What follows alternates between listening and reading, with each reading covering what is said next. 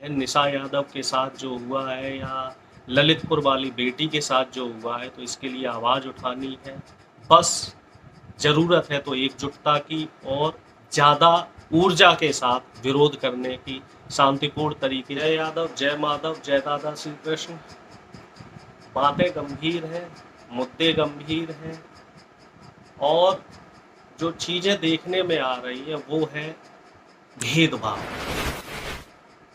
क्यों एक जगह किसी पुलिस वाले के ऊपर कार्रवाई हो जाती है और दूसरी जगह मामले में ढील दी जाती है।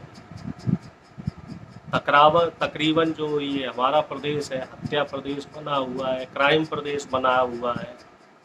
सुशासन की दुहाई देकर, सुशासन की एग्जाम्पल देकर सरकार दोबारा सत्ता में आई और सत्ता में आते ही जाति विशेष को, यादवों को टारगेट किया गया।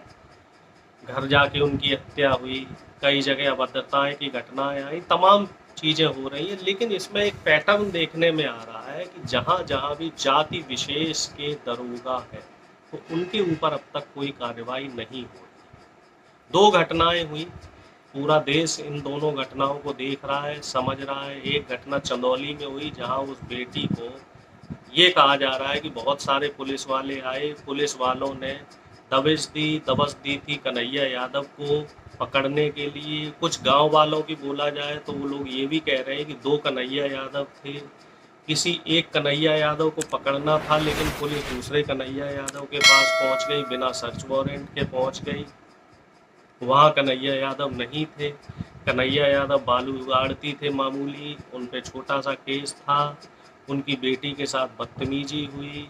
बेटी का जो भाई है वो ये कह रहा है कि रेप भी किया गया, जिसमें एक बेटी की मौत हो गई, उसको सुसाइड वगैरह बनाया के दिखाया गया। तमाम विपक्षी दल के नेता, सोशल एक्टिविस्ट वहाँ पहुँच रहे हैं। चंद्रशेखर वहाँ पहुँचे, समाजवादी पार्टी के अध्यक्ष माननीय अखिलेश यादव जी 9 तारीख को वहाँ पहुँच रहे हैं और भी तमाम कांग्रेस पार्टी के भी लोग पहुँचे हैं और तमाम विपक्षी दल, बहुजन समाज पार्टी के वहाँ का भी प्रतिनिधिमंडल पहुँचा। तमाम चीज़ें हैं, एक हाई वोल्टेज ड्रामा है।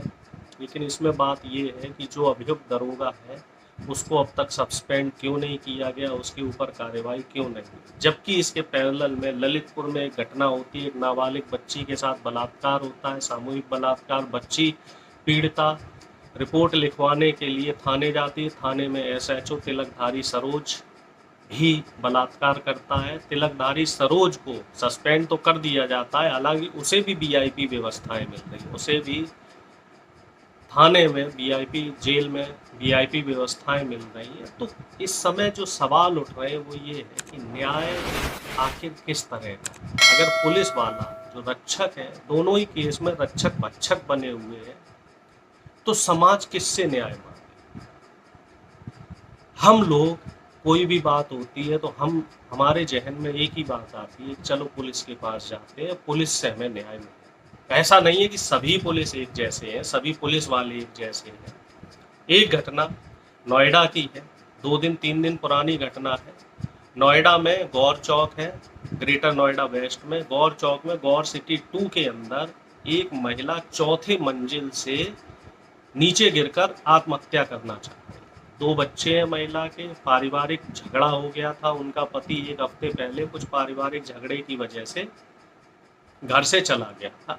तो वो महिला, मुझे लगता है, अवसाद में आके, डिप्रेशन में आके कूदना चाह रही थी। अड़ोसी पड़ोसियों ने बिसरख पुलिस, नोएडा में बिसरख थाना पड़ता है, उस थाने में पुलिस को फ़ोन किया। पुलिस वहाँ पहुँची और लगभग 1 घंटे पुलिस ने उस महिला से बात की और उस महिला की जान बचाई। तो ये पुलिस के 2 तरह के चेहरे दिख रहे हैं। और मैं ये नहीं कह रहा हूँ कि सारे पुलिस वाले गड़बड़ हैं।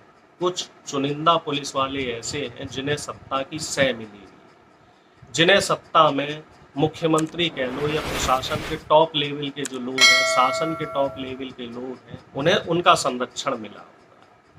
पिछली सरकारों में, समाजवादी पार्टी की सरकारों में लोग बदनाम करते थे कि जो यादव पुलिस वाले हैं वो गुंडागर्दी कर रहे हैं। लेकिन इस समय जो घटनाएं हो रही, 5 साल पहले भी बीजेपी की सरकार रही, उसमें भी तमाम घटनाएं इस तरह की रही हैं, चाहे वो पुष्पेंद्र यादव का कांड हो या तमाम कांड हो। तमाम पुलिस वालों ने वहाँ यादव जाति के लोगों को परेशान किया, प्रताड़ित किया, और मैं बीइंग एक संगठन चला रहा हूँ यादव का, तो मेरी जिम्मेदारी बनती है मैं इस आवाज़ को उठाऊं। पिछले भी जब जब जब हम लोगों के ऊपर अत्याचार हुआ, हम लोगों ने एकजुट होकर जंतर मंतर और तमाम जगह प्रोटेस्ट किए, न्याय की गुहार लगाई, हालांकि सरकार ने नहीं सुना। और इसमें दुख की बात यह है कि जो बाकी जातियों के लोग हैं वो ईर्ष्यावश हमारा साथ नहीं देते हैं। लेकिन वो साहब, राहत इंदौरी साहब का आप शेर याद रखिएगा कि लगेगी आग तो जलेंगे कई घर जद में, यहाँ अकेला मेरा मकान थोड़े ही है।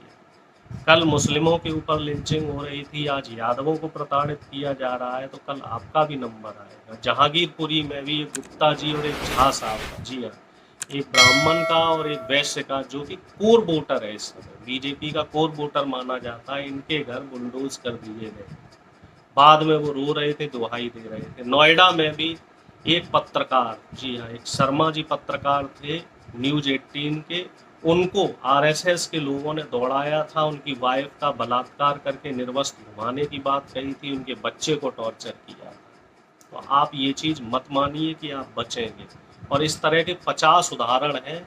तो वही मैं कह रहा हूँ कि लगेगी आग तो जलेंगे कई घर जद में, इस मोहल्ले में अकेला मेरा मकान थोड़ा ही है। ज़रूरत है एकजुट होने की, जात बिरादरी से ऊपर उठने की। इसमें जितने भी समाज, जितने भी लोग हैं उत्तर प्रदेश के, सभी लोग इसमें हमारा साथ दें, और जो भी गड़बड़ियाँ हो रही हैं शासन द्वारा, प्रशासन द्वारा, उसमें एकजुट होकर आवाज़ उठाएं। क्योंकि ये मौजूदा समय ऐसा है, अगर हम अभी एकजुट नहीं होंगे तो सभी इसके शिकंजे में फंसेंगे।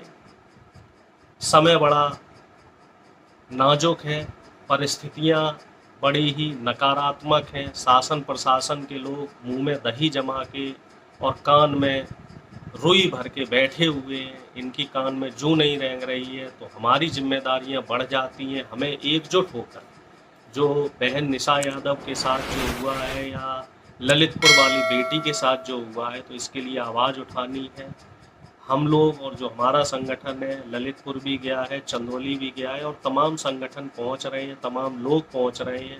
बस ज़रूरत है तो एकजुटता की, और ज़्यादा ऊर्जा के साथ विरोध करने की। शांतिपूर्ण तरीके से विरोध करेंगे, और कभी ना कभी तो सरकार को हमारी बात माननी पड़ेगी।